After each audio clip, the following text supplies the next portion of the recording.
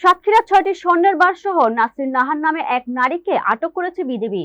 বুধবার ভোরে সাতক্ষীরা বাকাল চেকপোস্ট থেকে তাকে আটক করা হয়। সাতক্ষীরা প্রতিনিধি মোকাররম বিল্লাহ ইমন আইটিভি বাংলাকে জানিয়েছেন, আটক হওয়া নাসরিন নাহার ভোমরা এলাকার ইমাম হোসেনের স্ত্রী।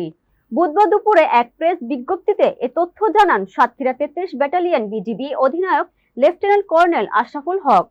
তিনি জানান, বাকাল চেকপোস্ট সংলগ্ন আলিপুর নামক এলাকা দিয়ে স্বর্ণ ভারতে পাচার হবে খবর পেয়ে বিজিবি হাবিলদার শাহিন আহমেদের নেতৃত্বে একটি দল সেখানে অভিযান চালায়। এ সময় সেখান থেকে নাসরিন নামে এক নারীকে আটক করা হয়।